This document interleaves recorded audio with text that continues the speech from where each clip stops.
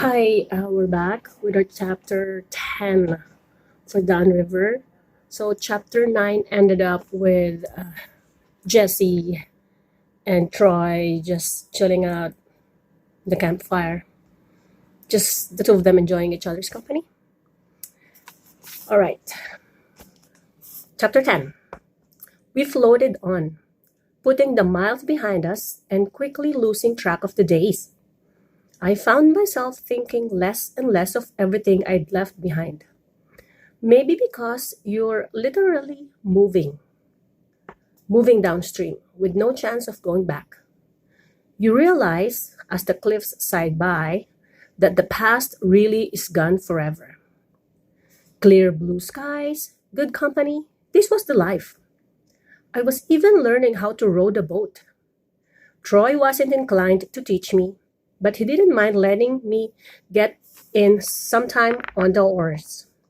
He'd stretch out and take cat naps while I experimented with turning the boat around, avoiding obstacles, and getting the boat to shore for landings.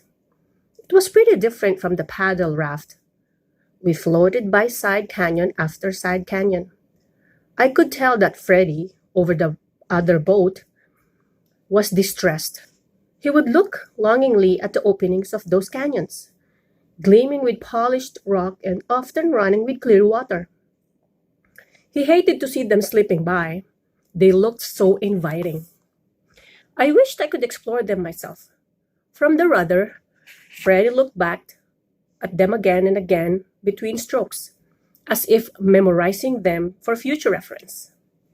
In camp, we had our routines down pretty well. Much of the shore time was taken up with the de-rigging of the boats, hauling all the gear up the beach, setting up the kitchen, cooking, doing dishes, hauling gear down the beach, and rigging the boats. There was always a little time, though, for goofing around, or washing your clothes, or doing whatever you wanted to do. Actually, there was more free time for some than for others. Adam was usually off trying in vain to catch what he called the Indy 500 lizards, while Pug was attending to his poison ivy in his own way, scraping the blisters open and with the sharp edge of his buck knife. Troy would hang around the kitchen and provide charm.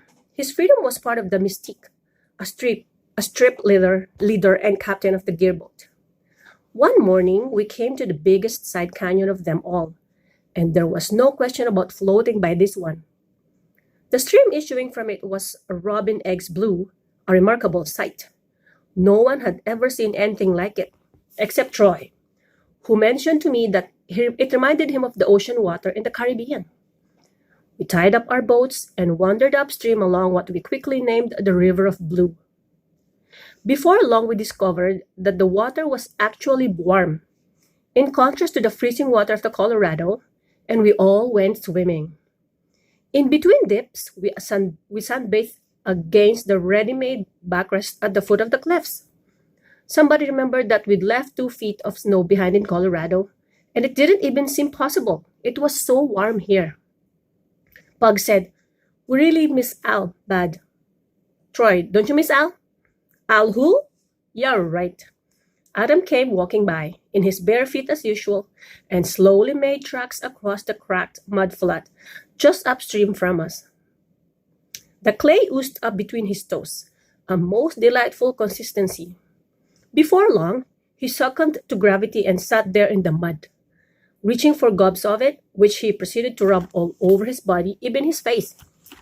Rita helped him out with his back, carefully applying the mud all around his eyes, and then heaped a cone of mud on top of his head.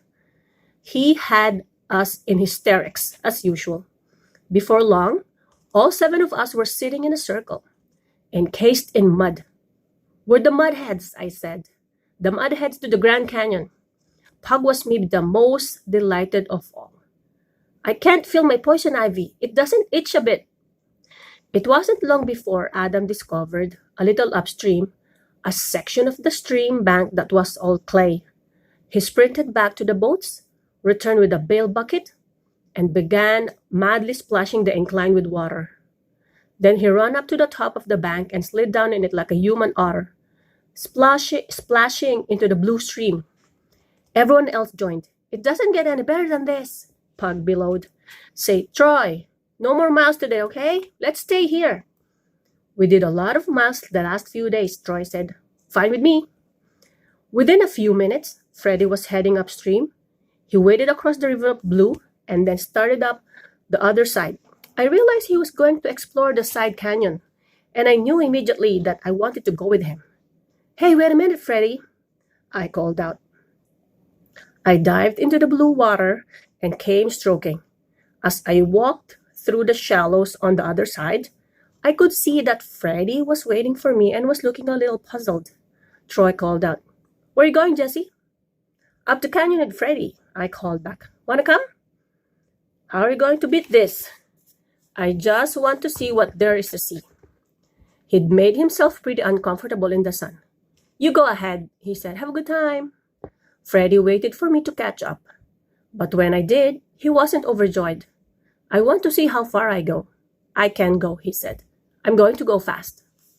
His dark eyes met mine for the briefest of moments, and then he looked away again. He wasn't all sure of me. I'll keep up, I said. I'd really like to go. He shrugged.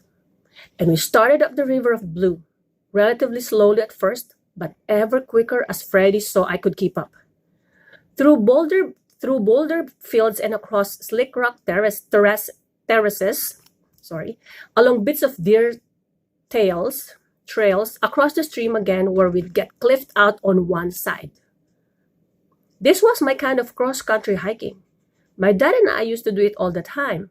A couple of times, Freddie glanced back and flashed a brief smile to see I was right with him. I could move almost as quietly as he. My father called it the zen of rock hopping. The art is that you never think about it. You don't plan your route in a conscious way. Your whole body is reacting to the ever-changing pattern of the landscape. And you just go with your body. If you're into it just right, you can do outrageous feats, incredible jumps, pinpoint landings. Your timing is perfect. You're as at home on the rocks as a mountain goat. A couple of miles up the canyon, I switched into another gear. Just for the fun of it, because I was feeling so good and Freddie's stated objective was to see how far he could go. I broke into a jog and blew by him. Now it was my turn to pick the route, and I loved it. It was advanced Zen.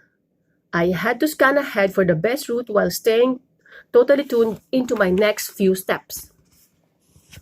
We went flying up the canyon, and neither of us was breathing that hard. I kept running as I was passing a formation off on my left. But then I slowed when I realized what an odd and unlikely sight it was.